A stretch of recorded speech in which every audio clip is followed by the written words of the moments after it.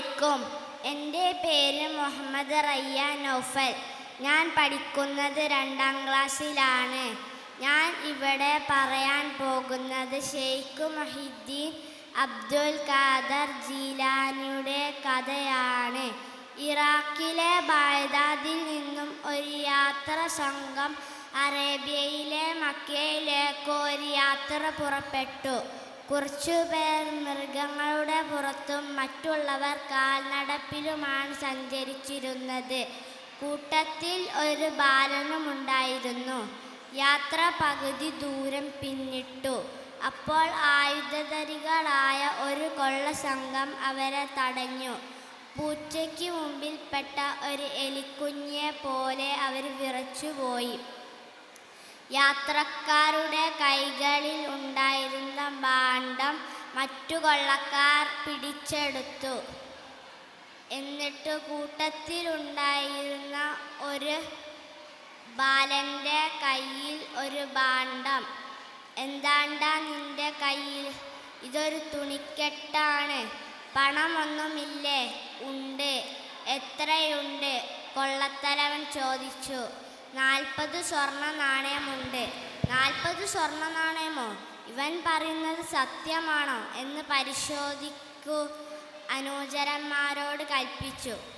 അവർ ആ തുണിക്കെട്ട് പരിശോധിച്ചു നോക്കിയപ്പോൾ 40 സ്വർണ്ണ നാണയമുണ്ട്. നിനക്ക് എവിടുന്നാടാ ഇത്രയും പണം? കൊള്ളത്തലവൻ ചോദിച്ചു. ഇത് എൻ്റെ മാതാവ് എനിക്ക് തന്നു വിട്ടതാണ്. ഞാൻ മക്കയിലേക്ക് വിദ്യ അഭ്യസിക്കാനായി പോകുകയാണ്. പണം ചെലവിനുള്ളതാണ്. പണം തീരുമ്പോഴേ ഞാൻ മക്കയിൽ നിന്നും പുറപ്പെടുകയോ ഉള്ളൂ. ഇപ്പോൾ പണം തീർന്നില്ലേ? ഇനി മക്കയിൽ നിന്നും മടങ്ങിപ്പോകിക്കൂടെ? ഇല്ല, ഞാൻ പോകുകയില്ല. വിദ്യ അഭ്യസിക്കാതെ ഞാൻ മക്കയിൽ നിന്നും മടങ്ങിപ്പോകുകയില്ല, ബാലൻ വിശദീകരിച്ചു. ഇവനൊരു മണ്ടൻ തന്നെ. ഇവൻക്ക് ഭാണ്ഡയിൽ ഒന്നുമില്ലെന്ന് പറഞ്ഞാൽ പോരായിരുന്നോ? കള്ളം പറയുകയും അറിവ് നേടുകയും ചെയ്തിട്ട് പ്രയോജനമില്ല. അറിവ് നേടുന്നത് കള്ളം പറയാനല്ല, ബാലൻ വിശദീകരിച്ചു. ബാലൻ്റെ വാക്കുകൾ കൊള്ളക്കാരെ അത്ഭുതപ്പെടുത്തി. കൊള്ളക്കാർ ബാലൻ്റെ മുഖത്ത് സൂക്ഷിച്ചു നോക്കി. നല്ല തേജസ്. പണം നഷ്ടപ്പെട്ടതിൻ്റെ ഒരു ദുഃഖമൊന്നും ആ മുഖത്തില്ല. ഇവൻ സാധാരണക്കാരനല്ല. ഇവൻ്റെ പണം നമുക്ക് വേണ്ട. ഇവൻ്റെ പണം നമുക്ക് വേണ്ട. ബാലൻ്റെ പണവും നാണയങ്ങളും തിരിച്ചു കൊടുത്തിട്ട് ചോദിച്ചു. ഇനി വല്ലതും നിനക്ക് വേണോ? വേണ്ട. അർഹമത്തല്ലാത്ത ഒന്നും എനിക്ക് വേണ്ട.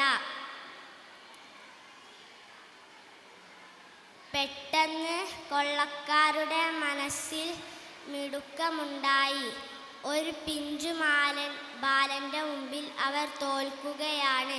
അവർക്ക് പശ്ചാത്താപം അനുഭവപ്പെട്ടു. അവർ ഇനി ഒരിക്കലും തെറ്റ് ചെയ്യില്ലെന്ന് ശപഥം ചെയ്തു. ഈ ബാലനാണ് ലോകമൊട്ടും അറിയപ്പെടുന്ന Sheikh Muhiyuddin Abdul Qadir Jilani. Thank U.